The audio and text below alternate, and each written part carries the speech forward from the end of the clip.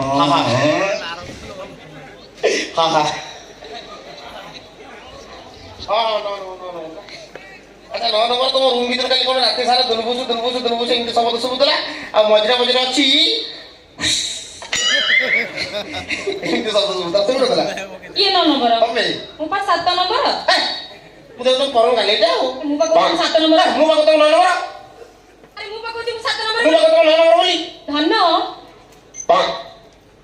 तम देह छुई कहूची मु 7 नंबर पाक पाक कौन करते लो तुम्हें को जगह को छुई नियम खाली जानी तो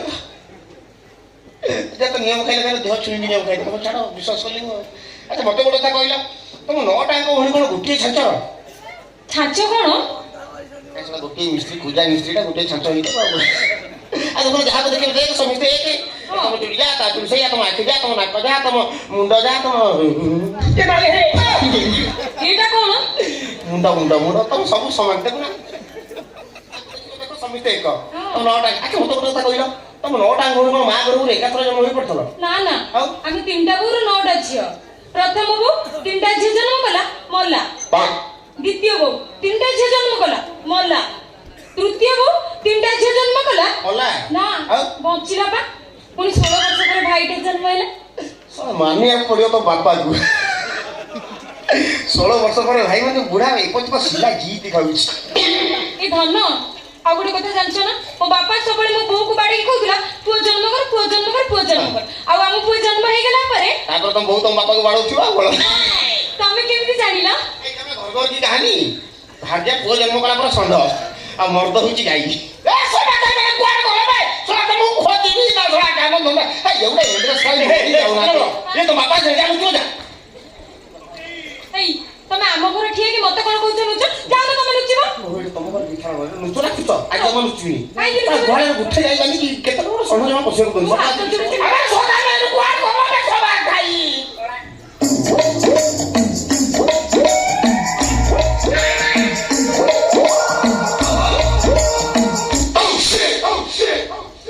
पटे अच्छा चारि पटे गले गडे जानो देखिबो कोडी बाहर खेलुथबे ए तो बेसी कथा काको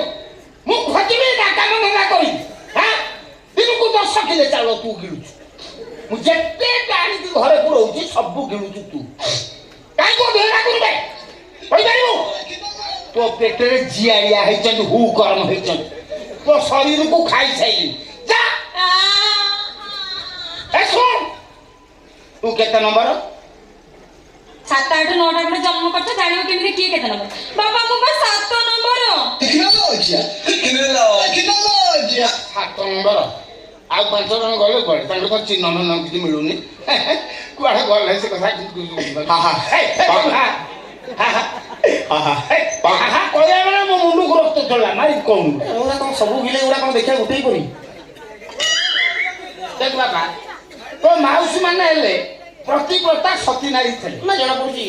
ମାଟି ଯେମିତି ଭାଟି ସେମିତି ଇଟା ବି ସେମିତି ବାଲି ବି ସେମିତି ବାବା ତୁ ଯୋଉ ପ୍ରତ୍ୟା କୁଣ୍ଢେଇକି ବାହାରି ଚାଲି ଆଇଲୁ କୁଆଡକୁ ଯିବୁ ମୁଁ ତତେ କଣ କହିଦେବି ମୋ ଘରକୁ ପ୍ରବେଶ ନିଷେଧ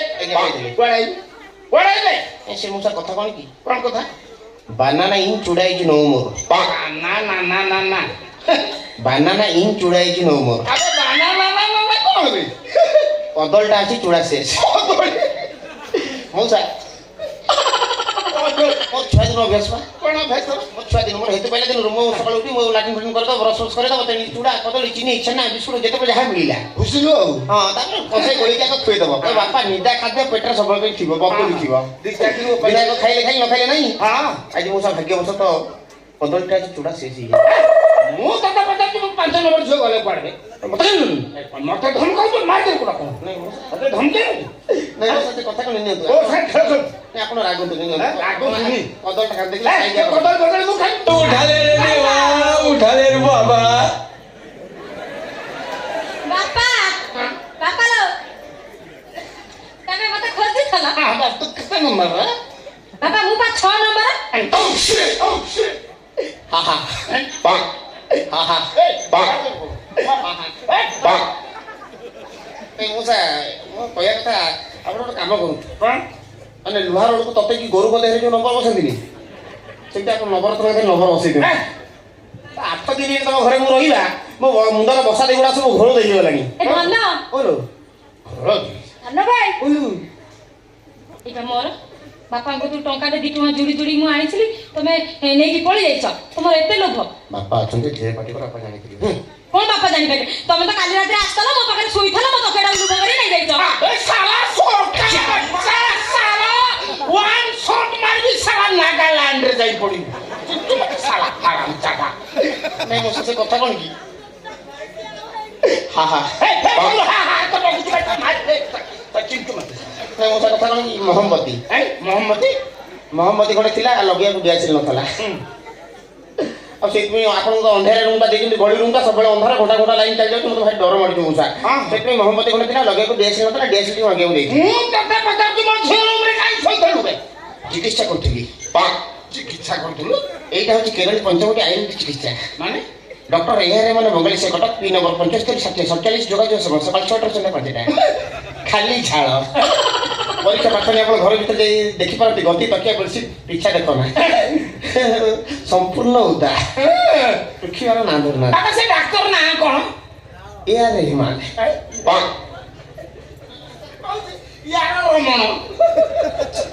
ସନ୍ଧ୍ୟା ଦିନ ରଣକୁ ଆସି ମୋର କଣ ଦୋଷ ଅଛି ମୁଁ ତ ମୋ ରୁମ୍ରେ ଶୋଇଛି ଆପଣ ଝିଅଗୁଡ଼ା ସବୁବେଳେ ଆସି ମୋତେ ଡିଷ୍ଟର୍ବ କରୁଛନ୍ତି ଜମା ଶୋଇ ଦେଉନାହାନ୍ତି ମୋତେ ଡାକୁଛନ୍ତି ଧନ ଧନ ଧନ ସୁନ୍ଦରିଆ ମୁହଁଟା ତ ଧନ ଧନ ଧନ ବାପା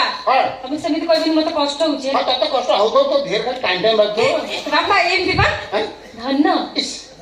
ଏଇ ଧନ ଧନ ଧନ ଗୋଡ଼ ଟେକି ଦଉଛି ଆଉ ବାପା ତମେ କାଲି ରାତିରେ କୁଆଡେ ଯାଇଥିଲ ତ ମୋ କାମରେ ମୁଁ ଯାଇଥିଲି ଜଗିବି ତମେ ଜାଣିଛ ବର୍ଷା ପବନ ହଉଛି କରେଣ୍ଟ ନାହିଁ ଆମେ ଏତେ ଝିଅ ଆମକୁ ଡର ଲାଗିବନି ସେପଟେ ଗଳି ରୁମରେ ଧନ ବସିଥିଲେ ମୁଁ କହିଲି ଧନ ଏକା କାହିଁକି ବସିବ ଆମ କତିକି ଆସ ସେ ଆସିଲେ ମୁଁ କହିଲି ଧନ ଆସିଲେଣି ଯେତେବେଳେ ଗୋଟେ ଗପ କୁହ କି ଗପ ତମେ ଡରିବ ମୁଁ ଡରିଲା ଲୋକ ମତେ ବାପା ଭୂତ ଭୂତ ଗପ ଶୁଣିକି